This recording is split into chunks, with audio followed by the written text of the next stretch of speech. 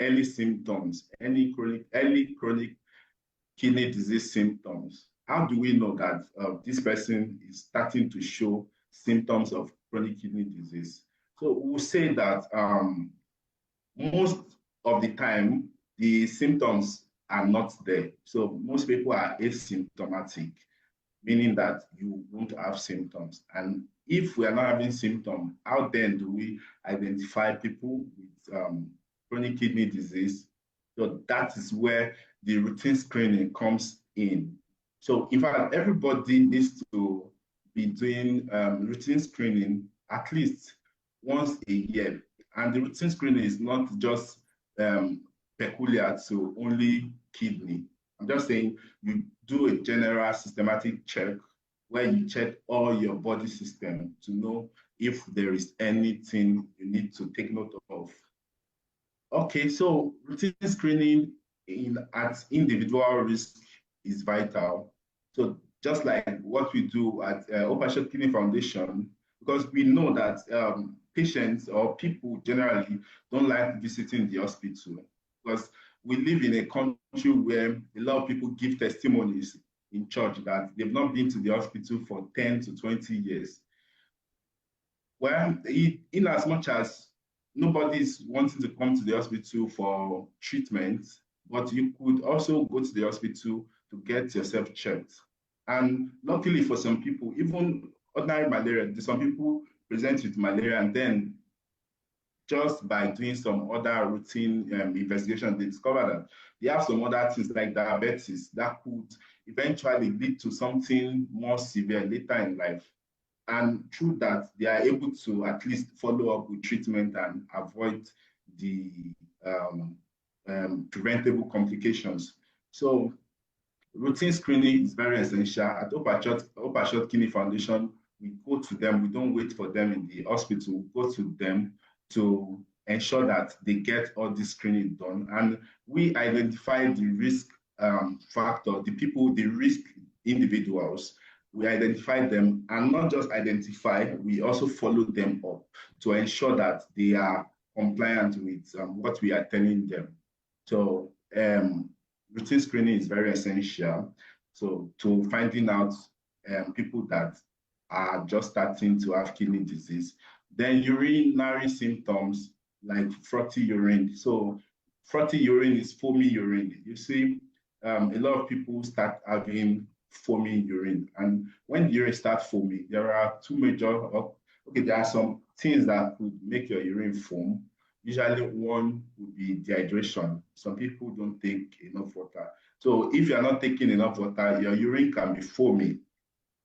Then another thing will be when there is protein in your urine. So we call it proteinuria. So when you have proteinuria, your urine will be foamy. So if you start noticing that your urine is foamy, it might be your kidneys crying out loud that you should seek help. And usually, before you can start having major symptoms, the two kidneys must be affected, because we have two kidneys and you only need one to function well. If one is functioning well, your kidney function will be very fine. So before you can present with all these things, your two kidneys will be affected. Then another thing is nocturia. You can be urinating very frequently, even at night. So you can have that. Some people will present with fatigue, weakness, feeling like they are sick, reduced exercise tolerance, small activity, you're already tired. Some people will be having palpitation, to be like your heart is beating heavily. Some people will have poor appetite, cannot eat well, the skin is dry, you are having itchiness, because if the kidney is affected, some of these waste products, they are waste products, some of these waste products are deposited under the skin and then it will be itching a lot.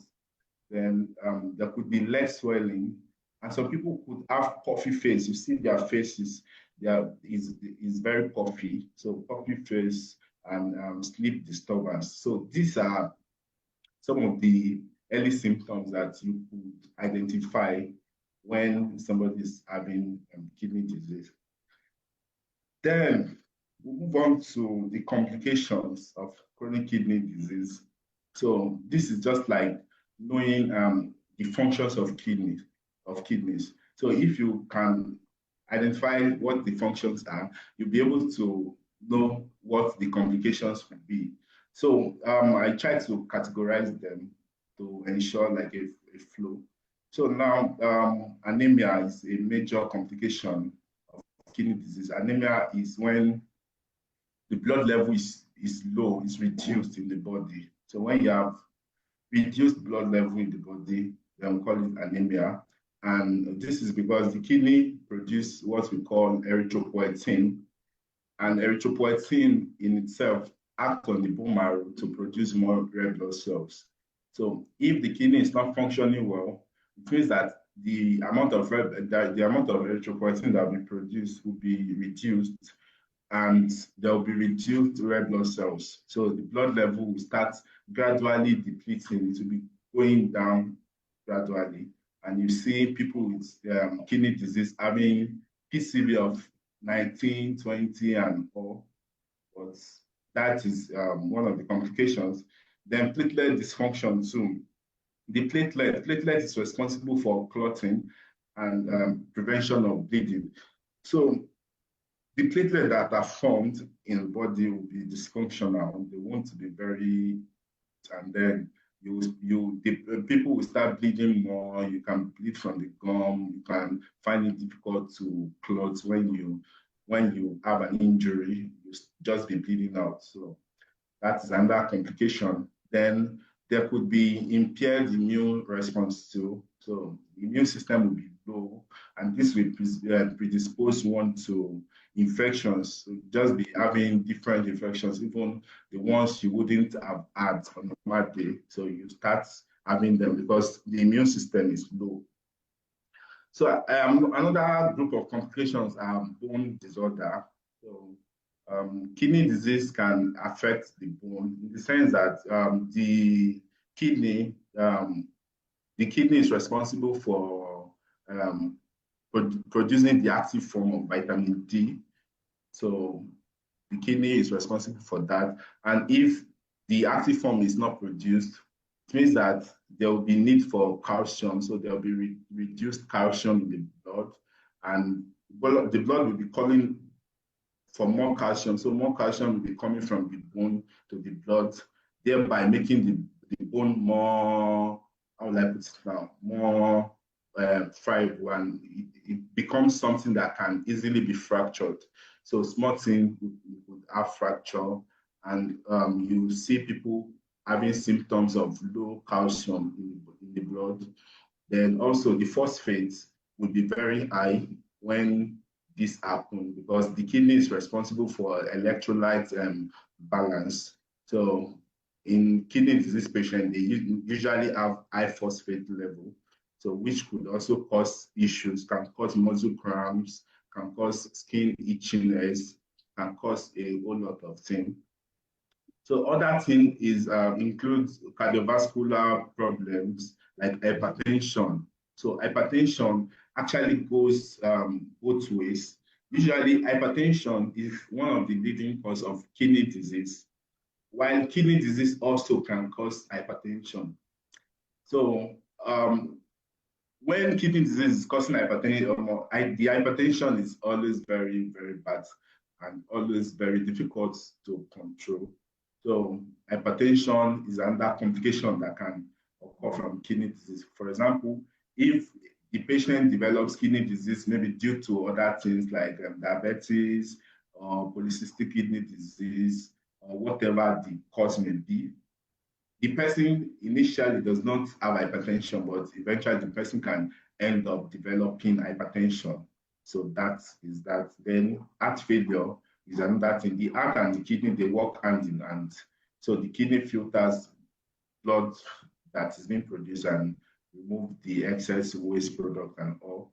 So if the kidney is not functioning well, all these nitrogenous waste that are produced, some of them are produced from the liver. So all those waste will build up in the blood and they are not compatible with life.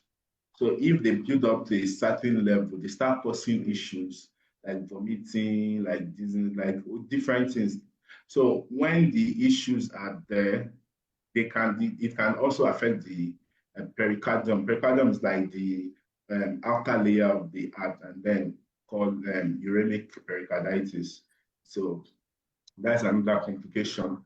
Then we have neurologic complications like encephalopathy. So encephalopathy is when the uremic encephalopathy is when the buildup of this nitrogenous waste that I spoke about, like urea, was so much in the blood, so they can move to the brain and start affecting the brain.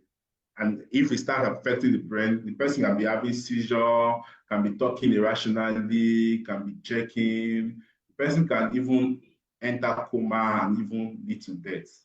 So those are the complications. And then most people with kidney disease, especially end-stage kidney disease, which happens to be the late stage, present with sleep disorder.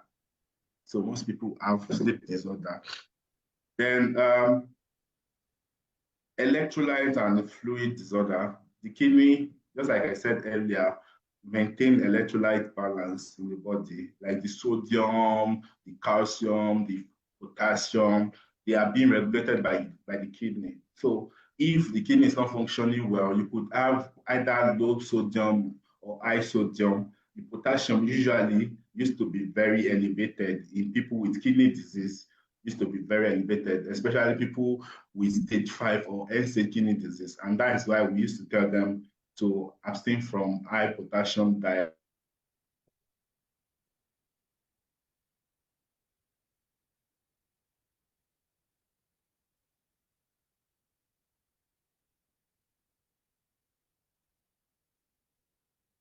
Or I let me put it there are some people out there that are not making urine. There are some people. Hello. Yes, we can hear you. Yes. Okay, you can hear me. Okay, yeah. Sorry.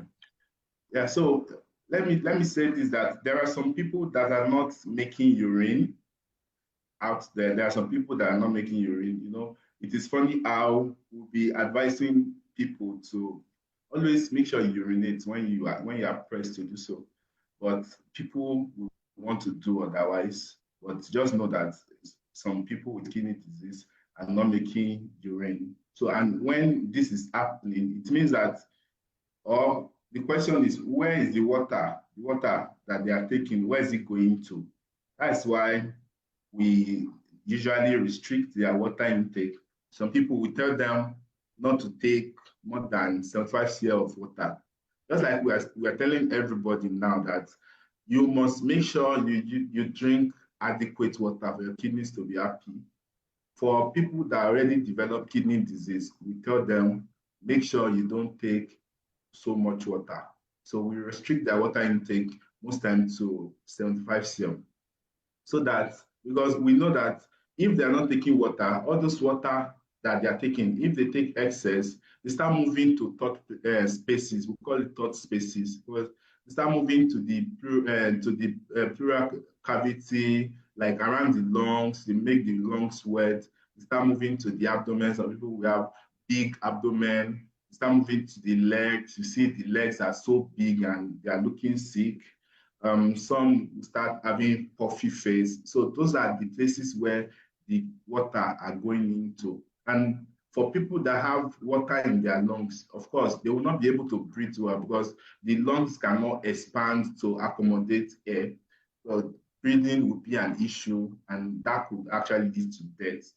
Because of that, we try to restrict their water intake. And the only thing for people that are not drinking water, the only thing to help remove all this water, even the 75 cells and 5 cells that they are taking, is through hemodialysis. So through dialysis generally. So that's what helps to remove water. So if you are hearing that you should drink water for your kidneys to be happy, please do drink water. And also always ensure you urinate when you are pressed to urinate. Then reproductive system. So a lot of people with, especially end-stage kidney disease, used to have sexual dysfunction. And this is because most people, the kidney actually has like a take in the sexual or reproductive hormones, like for men, testosterone, and for women, the estrogen and progesterone majorly. So for people with kidney disease, you see that their testosterone for men is dropping, and for women, their estrogen and progesterone are dropping. So because of this, there is low libido. So people don't even have sex urge. And for people that really must have sex, there's no sex urge to even have sex. Then for those that even want to, there's no erection, there's erectile dysfunction and all. And then this primarily lead to infertility. So most of them cannot even achieve conception.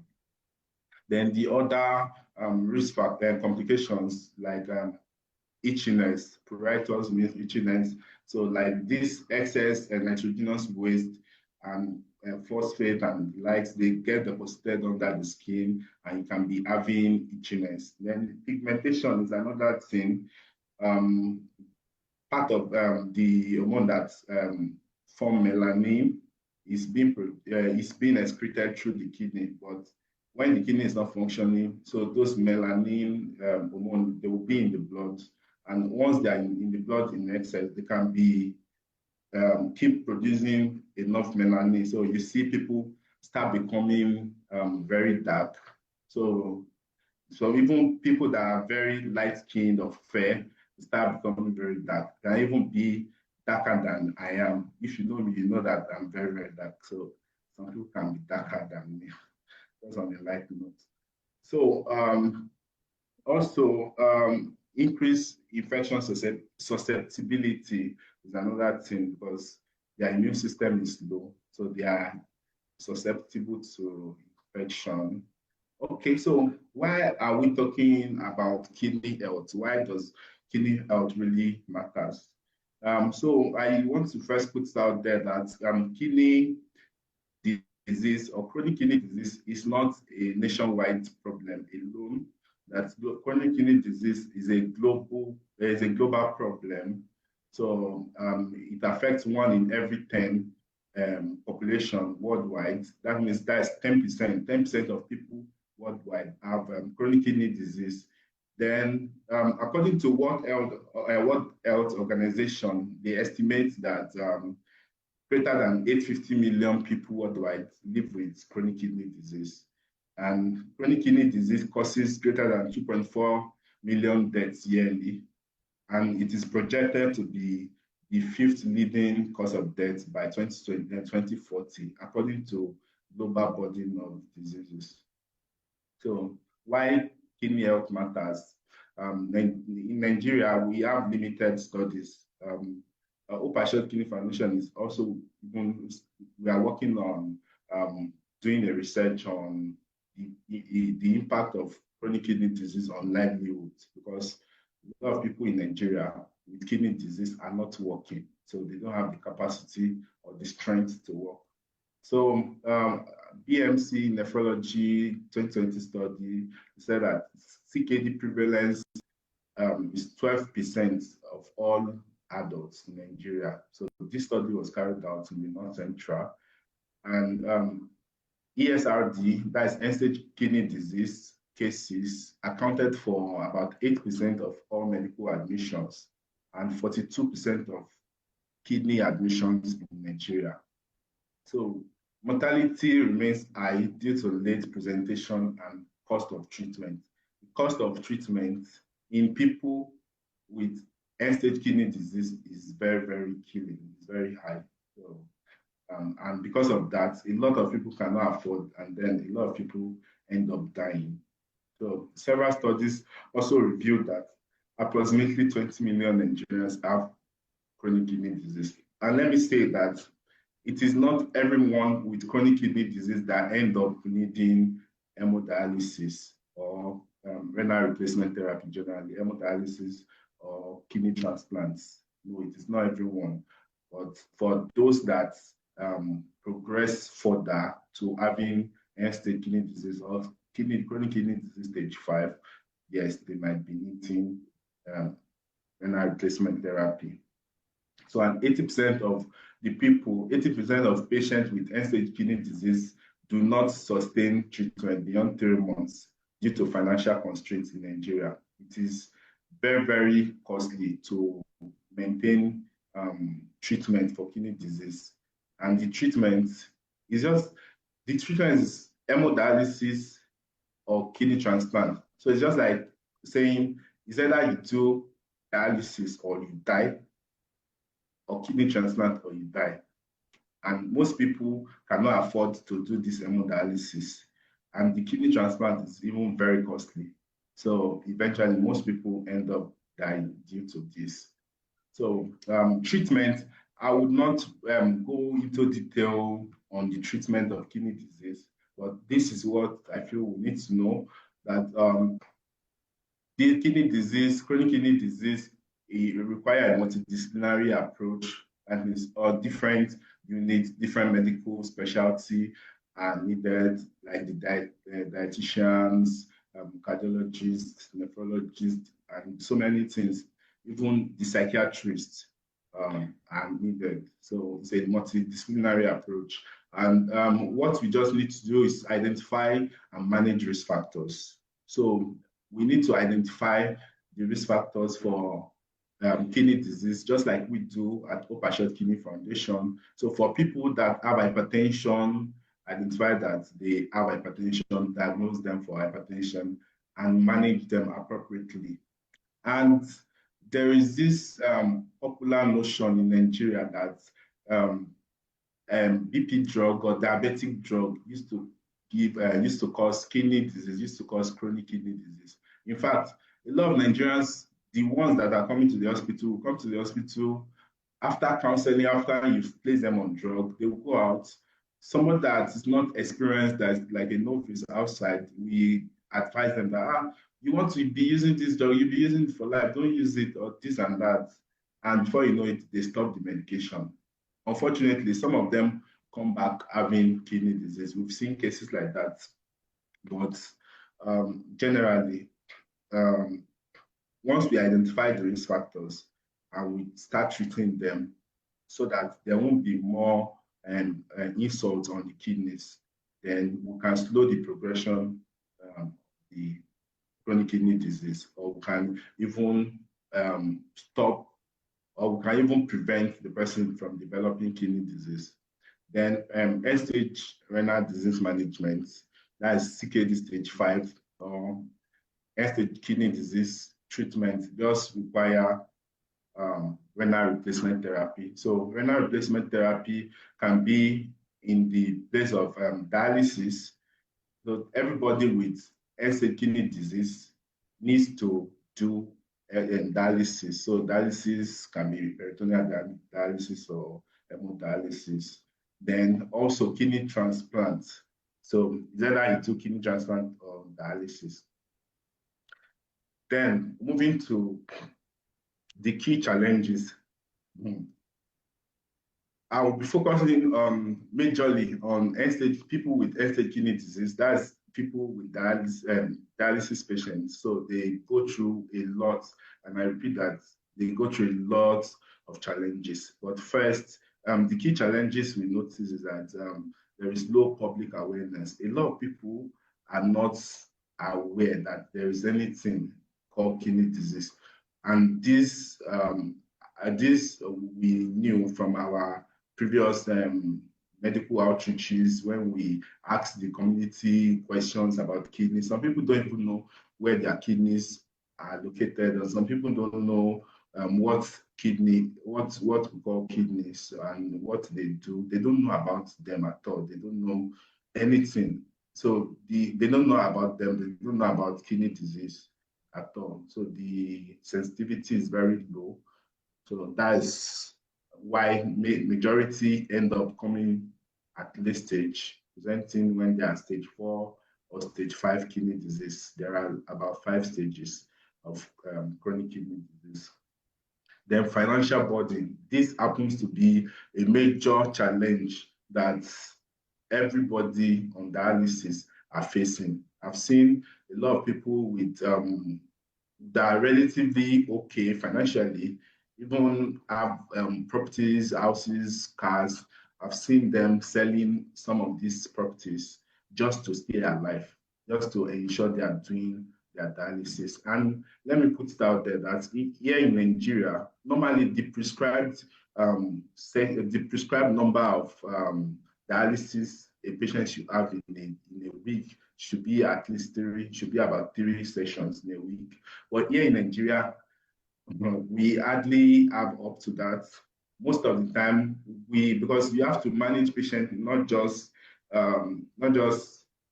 because this is what it should be. You have to consider the pockets too. Sometimes patients, you have to ensure you have to place them on twice weekly dialysis just because they cannot afford to do 3 sessions. Some even will do twice this week, one next week, or some will do once a week. Some will not even come until they have money.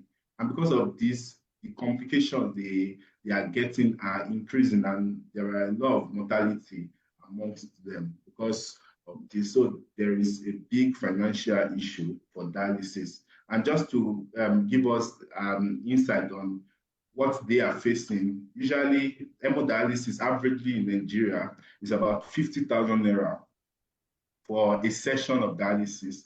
And I just mentioned that they are supposed to do 3 sessions of dialysis, which will amount to about 150,000 naira.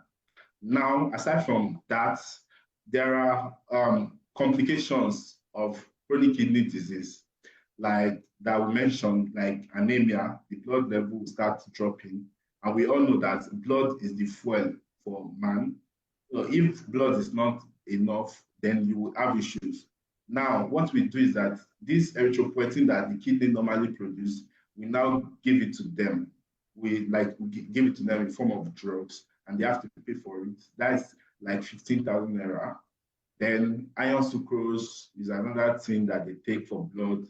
That is about 3,500 or 5,000 naira. That's like 20K extra. Then they still have their BP drugs for those that are hypertensive. For those that are diabetic, we have their diabetic drugs to use. And all these drugs are very, very costly. So eventually, the amount they are spending on dialysis in a session is amounting to about 75,000 naira. And that is if you are not having a complication on machine. Because there are times that some people will develop complications, maybe like hypoglycemia, like the blood sugar will just drop, and you have to give them some things, maybe like glucose, or you have to do 1 or 2 things for them. All those things will attract extra costs. So eventually, let's even leave the price at 75,000 naira. If a session of dialysis is 75,000 naira, and you have to do 3 sessions in a week, that's a lot. That's about how much? Almost 250,000 naira in a week. How many people can afford 250,000 naira when even the minimum wage is about 70,000 naira? So not a lot of people can afford that. So because of that, a lot of dialysis patients are in debt. A lot of them, they don't have relationship again. So many things, because people are running away from them. Because of course, if they keep calling, they call because they want to build them. So they run away. So essential medications for loss of income, and then they are not eating well. For some, by the time they are doing this dialysis, they are already thinking of how to do the next dialysis. They have other expenses like feeding, so they don't eat well, they don't look well. They have family problem like school fees, house rent, all those things. So you see them not living well. So it's very, very, very challenging. And another thing is minimal health insurance coverage. I believe because where I work, we used to have like some returning patients from abroad people coming from UK, coming from UK, Canada, coming from USA. So we have people from there coming, and they look relatively fine. They are going about their daily activities very, very fine. And they are surprised when they see some of our patients looking so sick, looking very, very bad. And the main reason why they are a bit different, or why they are different, is because they have good health insurance scheme there, at least for those that have health insurance. And although dialysis too can be very expensive there, from what I heard, for those that are not under health insurance. So our health insurance scheme is not very okay here. Even the private health insurance, most of them, they don't cover for chronic medical condition. So our dialysis patient or chronic kidney disease patient are left alone. So the other challenges will be psychosocial and emotional impact. A lot of people are depressed because even their relationship is not working. We've seen wives divorcing or leaving the husband because the husband is sick and cannot perform well at home, cannot do his role or duty as a husband or wife. So because of that, they tilt patients to depression, and some of them end up dying when they don't have their support system again. So we have nutritional and lifestyle limitations too. So we restrict their diet. We say they should not eat this. High potassium diets should be restricted. Water should be restricted to 75 cl. Then people with and then high phosphate diet too should be restricted. All those things. So we restrict their diet. We do that too. Then poor integration of CKD screening in PHC. So most PHC, they don't routinely do chronic kidney disease screening for people. And inadequate follow-up. It is not just about doing medical outreaches. It's not just about investigating people for chronic kidney disease, but it is also about following up. And that is why Hope Assured Kidney Foundation, we are different from every other what is out there, because aside from identifying these people at risk, we follow them up to ensure that they are doing what we advise them to do. So quality of life challenges too, because they are sick, they are not working, and the way this thing is just like a cycle. If you are doing your regular dialysis 3 sessions a week, if you are doing it, you will start gaining more strength. You'll be able to go about your daily activities, you go about your work, and with that, you will have more money to be able to do more. But if you are not doing enough dialysis, you don't have strength to work, then you don't have money to pay for the next dialysis, then the person might end up dying. So renewed hope administration intervention. I want to say that this administration, I want to actually commend the administration, because as opposed to other administration, I did not hear of anything like reducing cost of dialysis. So it means that this administration actually have kidney disease patients also in mind. So I was very, very happy when I heard that President Bola Ahmed Tinubu reduced the cost of dialysis from 50,000 naira to 12,000 naira. This is actually commendable, and I really appreciate the administration for this. However, some of the reports we get from our patients are the fact that, number one,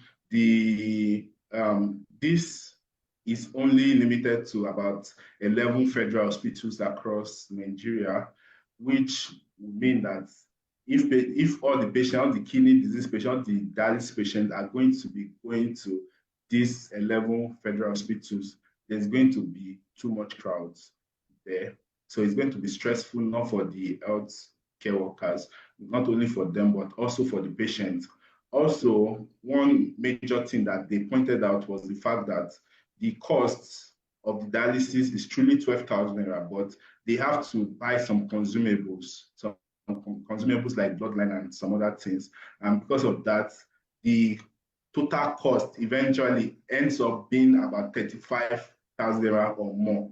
So, which is not very much different from the amount they pay, even in private dialysis centers. So some of them just decide to, or just prefer to just stay in their dialysis centers. So I want to appreciate the government for doing this, but also we believe that it can be better and believe dialysis can be 0 naira in Nigeria. It can be 0 naira, and everybody will have access to it, regardless of socioeconomic background.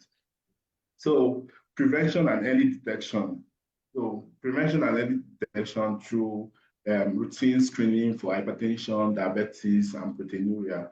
So I used to say that everybody, you don't need a medical license to be able to check your, now we have digital speed at home. So everybody should have speed at home, BP, that is BP machine, have diabetes machine at home, that is glucometer, has a Combi 10 for checking your urine at home.